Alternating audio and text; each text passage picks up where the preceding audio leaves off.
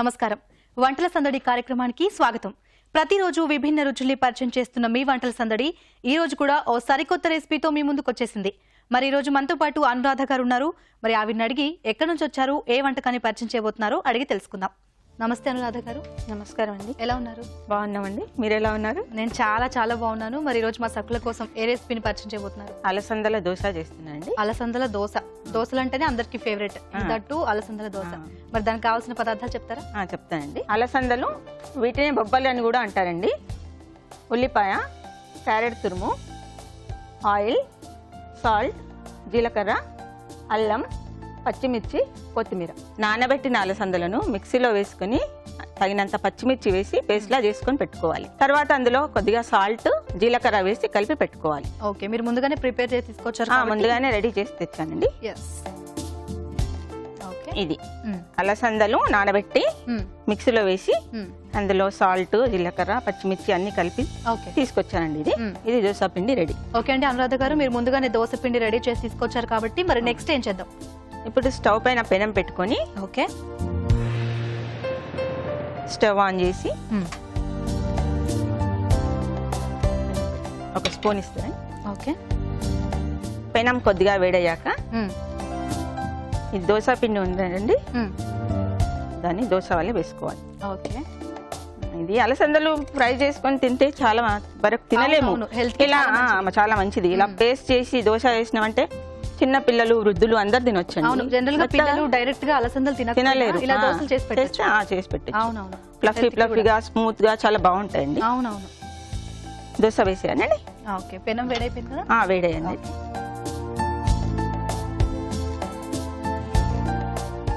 Oil ఏం వేయక్కర్లేదండి? Oil తర్వాత వేయచ్చండి. తర్వాత వేసి నాన్ స్టిక్ ప్యాన్ కదా ఇది.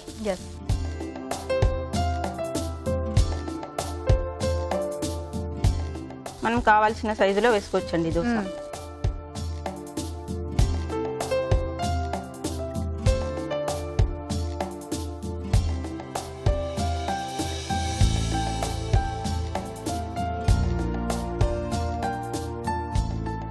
ఒక స్పూన్ ఇవ్వండి. ఓకే, ఇప్పుడు కాలుతున్న దోశ పైన కొద్దిగా ఆయిల్ వేయాలండి. ఓకే, అది అతుక్కోకుండా టేస్టీగా ఉంటుంది. అవును. ఇది ఫ్రై అయ్యాక ఇలా తిరగవేయాలండి. ఓకే, రెండు వైపులా కూడా రెండు వైపులా కూడా మంచిగా ఫ్రై చేసుకోవాలి. మీ హాబీస్ ఏంటండి అనురాధ గారు? స్టిచ్చింగ్ చేస్తుంటాను.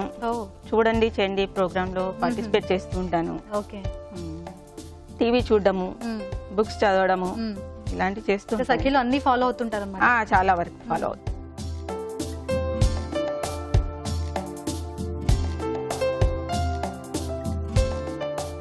అలసందలు ఎంతసేపు నానబెడితే అంటే దోశలు మంచిగా? 4-5 hours చాలండి. 4 to 5 hours. అవి మెత్తగానే ఉంటాయి, ఈజీగా నానిపోతాయండి. ఇంకోవైపు కూడా కొద్దిగా ఆయిల్ వేసుకొని ఫ్రై చేసుకోవాలండి. మంచి కలర్ వస్తుంది ఆయిల్ వేస్తే, షైనింగ్ ఉంటుంది. అవునవును.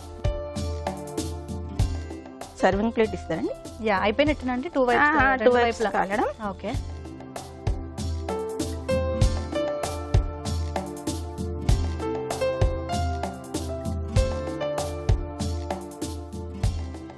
ఇప్పుడు మనం దీనిపైన కొంచెం క్యారెట్ తురుము,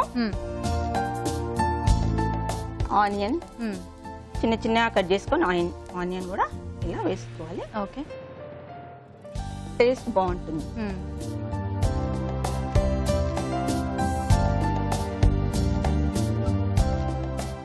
ఇప్పుడు అలసందల దోశ రెడీ అయినట్లండి. ఇలాగా ఇంకో దోశ కూడా వేస్తారండి. ఓకే, డెఫినెట్ గా. మీరు ఒకసారి టేస్ట్ చేశారంటే 2 తినేస్తారు, అందుకనే 2 వేస్తున్నానండి. అవునా? అయితే ఈ 2 టేస్ట్ చేసిన తర్వాత ఇంకో 2 వేయండి. తప్పకుండా.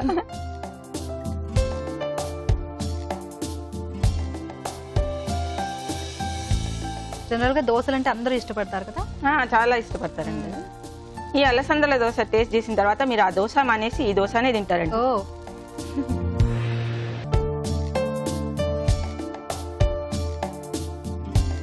యాక్చువల్గా ఈ డిష్ కి చాలా తక్కువ టైం కూడా పడుతుంది. తక్కువ టైం, తక్కువ ఇంగ్రీడియంట్స్ కూడా అండి. అవును, ఇంగ్రీడియంట్స్ కూడా చాలా తక్కువగా ఉన్నాయి కానీ హెల్దీ దోశ. అవును.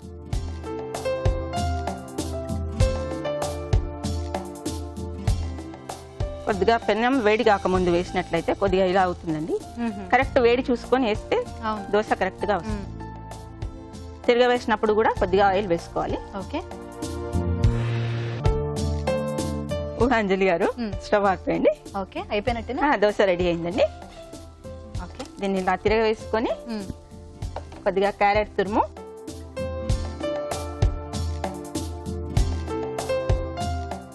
ఆనియన్ తురుము, కొత్తిమీర ఇష్టం ఉన్న వాళ్ళు కొత్తిమీర కూడా చల్లుకోవచ్చు. ఓకే, వేసుకోవచ్చు. కలర్ఫుల్ గా ఉంటుంది. పిల్లలు ఇందులో ఏ ఒక్కటి కూడా డైరెక్ట్ గా తినరు. డైరెక్ట్ గా దోశలో చేసి పెట్టినట్టయితే ఇష్టంగా తింటారు.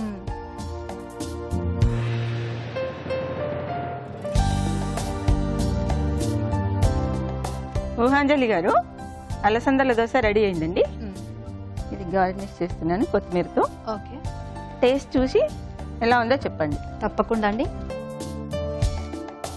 Thank you so much. మరి ఇది టేస్ట్ చేసే ముందు దీనికి కావాల్సిన పదార్థాలు, తయారీ విధానాన్ని మరొకసారి చూద్దాం. అలసందల దోశకి కావాల్సిన పదార్థాలు: అలసందలు, పచ్చిమిర్చి, జీలకర్ర, ఉప్పు, కొత్తిమీర, ఉల్లిపాయలు, క్యారెట్, నూనె, అల్లం. అలసందల దోశ తయారీ విధానం: ముందుగా అలసందలను నీళ్లలో నానబెట్టుకున్న తర్వాత పచ్చిమిర్చి వేసి మెత్తగా పేస్ట్ లాగా తయారు చేసి పక్కన పెట్టుకోవాలి. అందులో ఉప్పు, జీలకర్ర, అల్లం వేసుకోవాలి. తర్వాత దోశ పిండిలా కలుపుకోవాలి. తర్వాత స్టవ్ మీద పెనం పెట్టుకుని దోశలుగా వేసుకోవాలి. దానిపై తురుముకున్న క్యారెట్, ఉల్లిపాయ ముక్కలు, కొత్తిమీర చల్లుకోవాలి. తర్వాత సర్వింగ్ ప్లేట్ లోకి తీసుకొని కొత్తిమీరతో గార్నిష్ చేసుకుంటే వేడి వేడి అలసందల దోశ రెడీ.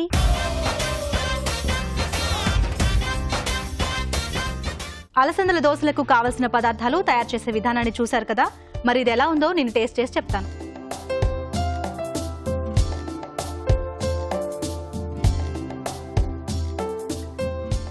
చాలా బాగుంది అనురాధ గారు. అలసందల ఫ్లేవర్ చాలా బాగా తెలుస్తోంది. అండ్ అలాగా మనం క్యారెట్, ఉల్లిపాయలతో గార్నిష్ చేసుకున్నాం కదా, ఆ ఫ్లేవర్ కూడా చాలా బాగా తెలుస్తుంది. మరి ఇంత చక్కటి రెసిపీని మా సభ్యుల కోసం పరిచయం చేసినందుకు మీకు ధన్యవాదాలు. ధన్యవాదాలు. అండ్ అలాగే టిట్టూస్ రెడ్ చిల్లీ పౌడర్ తో పాటు అన్ని రకాల మసాలాలు అందిస్తున్న విజయ స్పైసెస్ తరపున ఈ గిఫ్ట్ మీకోసం. Thank you. సో చూసారు కదండి అలసందల దోశ తయారీ విధానాన్ని.